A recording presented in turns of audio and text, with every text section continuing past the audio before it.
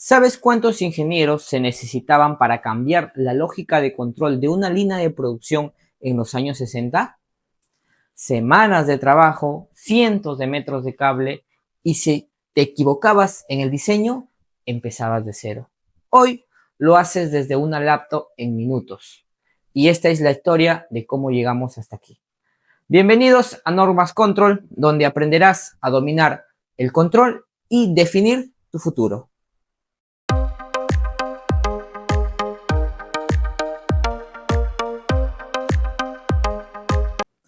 Antes del PLC, la automatización existía, pero era completamente cableada. Cada función lógica, un arranque de motor, una secuencia, una alarma, era un relé electromecánico físico. Un contacto, una bobina, un alambre.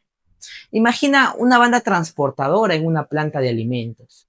Esa banda solo debe arrancar si la tapa de seguridad está cerrada y si la presión del sistema hidráulico está dentro del rango correcto. Todas esas condiciones, permisivos e interlocks deberían ser cableadas. Eso es la lógica cableada, la lógica que está en cable y no en ningún programa. Para una planta completa con decenas de motores, válvulas y secuencias, estamos hablando de tableros de 2 metros de altura llenos de cientos de relés, conocido como la lógica cableada. ¿Y funcionaba? Claro que funcionaba muy bien, mientras nadie quisiera cambiar nada dentro de ese tablero. El problema era ese. En la industria automotriz en los años 60 se lanzaba nuevos modelos de automóviles cada año.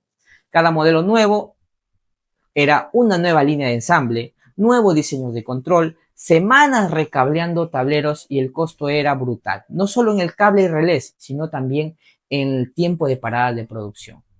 Si el proceso cambiaba, el tablero cambiaba físicamente. No había forma de actualizarlo con un archivo, no había backup y el conocimiento estaba en el cableado. En 1968, General Motors lanza una licitación con una idea radical.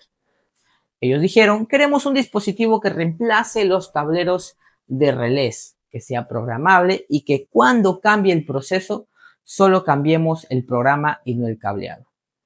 Con esto, hubo una empresa que respondió a ese llamado, que fue Bedford Associates, y el resultado fue el Modicon 084, el primer controlador lógico programable de la historia, o también conocido como PLC por sus siglas en inglés. La idea era simple, pero a la vez brillante. En vez de cablear la lógica, programarla, el hardware queda fijo, la lógica vive en la memoria, cambias el proceso, cambias el programa y nada más. Y hubo algo adicional para que los electricistas e ingenieros de ese entonces pudieran adoptarlo sin reentrenarse desde cero. El lenguaje de programación se diseñó para verse exactamente como un diagrama eléctrico. Contactos, bobinas, líneas de energía y lo llamaron diagrama de escalera o también conocido como ladder diagram. Un ingeniero que sabía leer un diagrama eléctrico podría leer un programa de PLC desde el primer día. Esa fue la clave de su adopción masiva. Las ventajas sobre el cableado duro eran inmediatas. Cambios en minutos, no en semanas, diagnóstico visual en tiempo real, backup del programa completo en un archivo y un PLC podría hacer el trabajo de 100 relés físicos e incluso de más. Pero hay una ley no escrita en la tecnología industrial. Cuando algo funciona, cada fabricante crea su propia versión y pues así fue. Marcas como Siemens, Allen-Bradley, Onro, Mitsubishi, Schneider, entre otras, cada uno lanzó su PLC, cada uno su propio software de programación, su propio lenguaje, sus propias instrucciones, sus propios cables. El resultado, un programador de Siemens no podía tocar un Allen-Bradley si no conocía su lenguaje de programación. Un programa de Onro no corría en Schneider. Las plantas quedaban atadas al fabricante que había elegido años atrás. Esto era la dependencia del proveedor y era un problema enorme para la industria. La solución llegó en 1993 con la publicación de la norma EIC 611-31. Por primera vez en la historia, un organismo internacional definió un estándar para los lenguajes de programación de PLC. Pero antes de decirte qué define, necesito aclarar algo que confunde a mucha gente. La norma no te enseña a programar, no es un curso, no es un software. Lo que es un estándar, un acuerdo entre fabricantes y la industria sobre cómo deben funcionar los lenguajes de PLC. ¿Y para qué te sirve eso como programador? Tres cosas. Primero, vocabulario común, los tipos de datos, las instrucciones básicas, la estructura del programa. Así aprendes con la norma como base, ese conocimiento viaja contigo. Aprendes lenguaje estructurado en Códices y puedes reescribirlo en Portal, en Unity Pro, en Studio 5000. No empiezas desde cero cada vez que cambias de plataforma. Segundo, estructura del programa.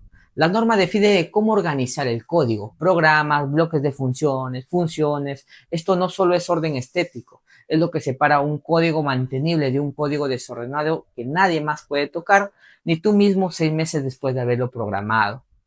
Y el tercero es el criterio para elegir el lenguaje correcto. La norma define 5 lenguajes oficiales, cada uno diseñado para un tipo de problema.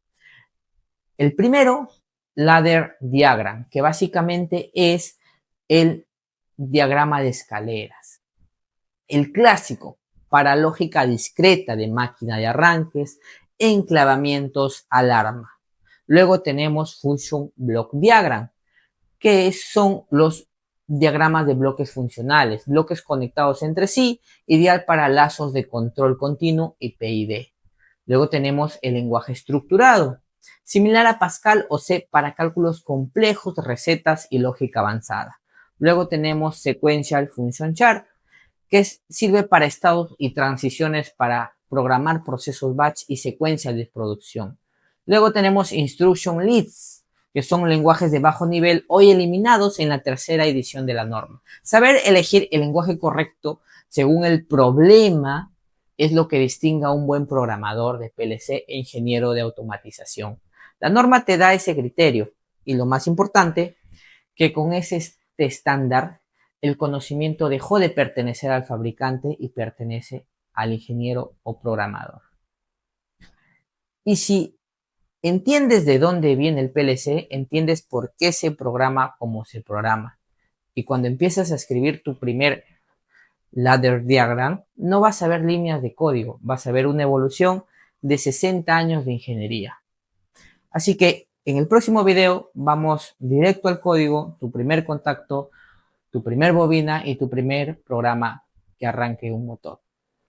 Suscríbete para no perdértelo. Soy Gerson Miranda, esto es Norvas Control y nos vemos en el siguiente video.